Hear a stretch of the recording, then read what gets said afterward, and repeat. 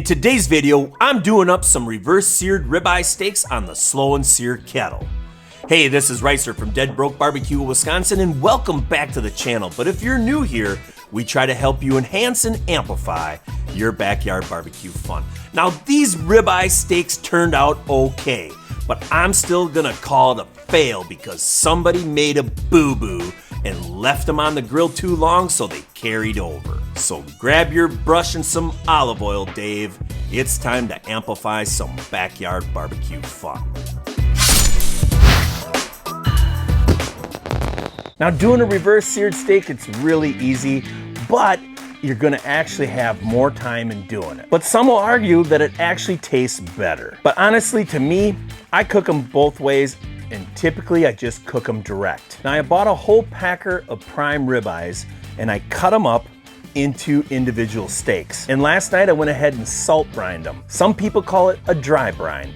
You can call it either, but you're actually just going ahead and putting some salt right on these ribeyes and then putting them back in the fridge uncovered. And that gives the salt time to penetrate deep into that steak. And I learned how to do this from David Parrish and Justin from Baby Back Maniac over on a Slow N Sear. Actually, it was Adrenaline Barbecue back then. And at the end of this video, I'll put a card above because Dave does a great explanation on what the salt actually does to this steak. Now, it's an oldie but a goodie, but it's jam-packed with great information about how to salt brine your steak. But make sure that you watch the rest of this one, of course. Now, these ribeyes sat in the refrigerator for about 14 hours with that salt on it. And you can see that these ribeyes have absorbed that salt. It's pulled it in deep, and that's awesome. Now, if you got time and you can leave them in the fridge for a whole day, even up to 48 hours, do it. It's just even that much better. Now, a lot of times I just go ahead and put straight fresh ground pepper on it. But today I'm gonna use some of your Rub Your Chub from Meat So Horny. He sent me this shaker and I've tried it on a couple steaks and it's pretty dang good. And it's perfect for the reverse searing in my opinion because he doesn't have a ton of salt in this rub. So let's just go ahead and just put a little bit of his rub right on the outside. Flip them over. And also we'll just get a little bit on the sides. Just want a good little light coating. It doesn't have to go extra heavy. And you know, like me always, tappity tap. All right, so now it's time to go ahead and get this Slow N Sear fired up. And inside this chimney starter, I got 25 briquettes. Just your regular Kingsford. Okay, so we'll just go ahead and put a couple wax cubes. And people ask me, why do you use 2 wax cubes? I use 2 so it goes faster. And once the wax cubes are starting to throw off some decent flame, go ahead and put your chimney starter right on top. And now just set a timer for 15 minutes because we're gonna wanna make sure that these briquettes are all lit up. Now at first we're shooting for about 250 degrees cooking temperature inside the Slow N Sear kettle. Because for the first part of this cook, we're actually cooking these ribeyes indirect. All right, our charcoal's burning nice and clean. Let's go ahead and get it dumped in the Slow N Sear. Now the Easy Spin grate is hinged, so you can easily just open that right up, and then we'll just go ahead and pour it in. All right, we'll close up the grate, and you can see at the bottom down here, I have the bottom vent wide open. Now just grab your lid off the bale, and we're gonna preheat the Slow N Sear for about 5 minutes or so, and see where our temperatures are at. Now I have the top vent open at about half. And a feature that I love about the Slow N Sear is that the temperature gauge is right next to the vent. And that works great for low and slow indirect cooking. All right, we're closing in on that 250 degrees. Let's go ahead and get these ribeyes loaded up. Take the lid off, rest it back on the bale, and let's get these ribeyes in. All right, we're just gonna move these ribeyes back just a little bit. We don't want them too close to the coals.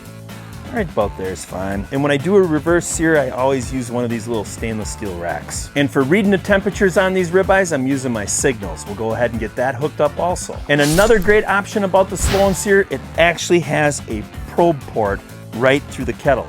So you don't have to cut your kettle. Just open that up and get it right up through there. And we're just gonna stick this probe right through the center and then just repeat on the other side. And I might as well put my ambient temperature probe in too. And then just plug in your probes. Put on the lid and set a timer for about 15 minutes or so because you're gonna wanna make sure that you're checking that internal temperature on those ribeyes. We're gonna flip these over when we get an internal right around 80 degrees. That helps even out the cooking process because most of us that have a kettle know that the heat rises, hits the bowl and comes back down. That's the convection part of this kettle. Our target for the indirect on these ribeyes is right around 112 to 115 degrees. Because once we start the searing process, we're gonna add at least 20 degrees to the internal temperature on these ribeyes. So it's better to pull them a little early than wait too long, especially if you're looking for that awesome sear. We've hit an internal temperature of 80 degrees. Let's go ahead and flip those ribeyes over. All right, we'll just move this one over here for now. Get this one, rotate this one like this, and we'll rotate this one like this. All right, take off our lid.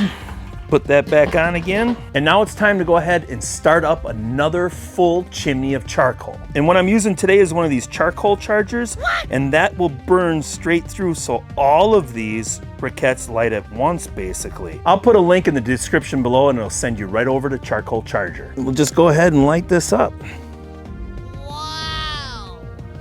And now just keep on watching your internal temperatures on those ribeyes. It's only gonna take around 15 minutes, so stay close. So our internal temperatures on these ribeyes are at 113 and 112 degrees. Let's get them off and pat them dry. Start getting our probes out of here. Get our ribeyes out. Now I'm gonna go ahead and take out my grate. I'm just gonna hang it here, hot sides down. Take the charcoal chimney and we're just gonna pour it right in. Even it out all the way across.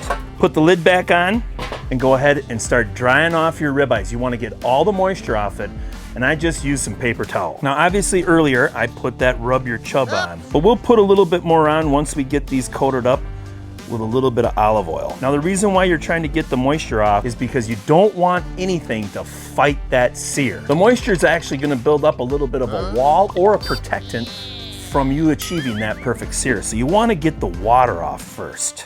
But you can see they've got some really good color on them. All right, so these are pretty close, and lightly coat over some olive oil. And I got a little heavy on this, but we'll just take some of that and get it over on these. Sprinkle just a little bit of the Meat So Horny on there. Flip it over. And repeat on this side. Just sprinkle a little bit more on this side also. Okay, I'm gonna get my ThermoWorks out of here. Now our charcoal's had some time here to really ash over. Let's go ahead and open it up. Grab our grate and set that in. And now it's time to put on these ribeyes. Get them right on there. And set a timer for 45 seconds. We'll actually take the lid off so we can get it with the other camera too. Now you're gonna hear them start to sizzle a little bit, and that's a great thing. And with the Spin Easy grate, it makes it really simple to turn these. Okay, we'll just spin it. We're on our 45-second timer, and you're gonna wanna flip them. And we'll go just about like that. Now I'm gonna say I'm gonna have to amp this up to about a minute now. I usually try to check on my first flip to see what they're starting to look like. All right, there went our minute. Let's go ahead and spin it again. And now we're just gonna flip them again. Now these are really juicing up on me. That's all right. Typically for me, when I do it on the second flip is where I really start to see that sear start to set. All right, so there goes another minute, and these steaks are not on fire. Yeah. But I can see that we're fighting some serious moisture here. This one's looking pretty good, but this one still needs a little help. All right, so we're just gonna rotate these over for right now, and then I'm gonna check some internal temperatures here. Oh yeah, we still got a little bit more we can do to it. This is at 119, 120. Yeah, this one's at about 129, but we can give it just a quick little zap. But you can see that these are starting to get really seared on that backside. Now I'm just going by feel because that first flip didn't work out quite as good as I wanted it to, but they're still gonna be decent. This one I'm gonna pull off, and now we'll pull this one off. All right, let's check and see what we got here. 133, 142, so this one's gonna be at medium. Not bad. All right, so obviously I was recording and things don't always go the way you want it to, but these still have a really nice sear. I'm gonna just lop off a piece of this spinalis though, because yummy.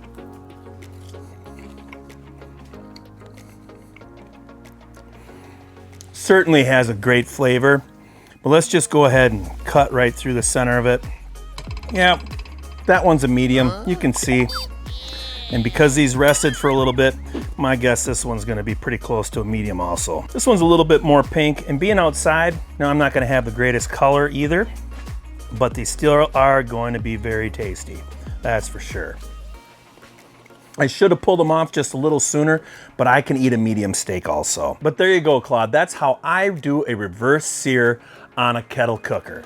And the Slow N Sear, it makes it even easier than my Weber, to be honest with you. Whoever said a medium steak was bad? Not me. But a completely seared steak does taste better than just grill marks. It does. There's so much flavor on that crust. And trust me, if you do a salt brine for at least 12 hours, the taste is very hard to beat. I'm gonna eat all the spinalis before anybody else gets out here. You know, if I didn't have to take a thumbnail, oops, this one right here would have been spot on at 132 degrees. Trust me. I mean, the sear is almost perfect. It's just turned into a medium steak instead. I did forget to say that the Meat So Horny, rub your chub. It's pretty darn good on beef. Well, boys, I guess I can't say I'm perfect, but it looks like I'm gonna be buying another camera just for the thumbnail. No.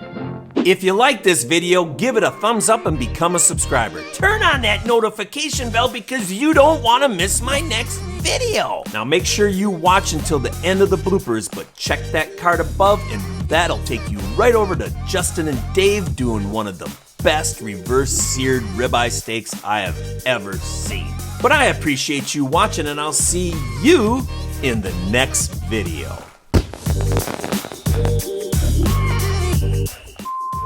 Testing 1, 2, 3. Is my eyeballs all on? Yeah, I see a little box on my eyeball.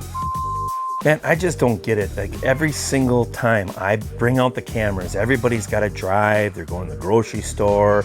It's freaking raining out and they still have to just stay in your house. Just stay in your house, please. You can't.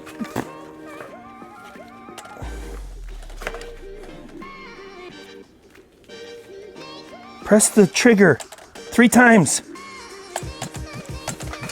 Oh my God. Did you take pictures? Yeah, I did it while it was on the thing. I can't do it that way anymore. I gotta have a camera that's ready to go. Can I check this as a boy? Oh my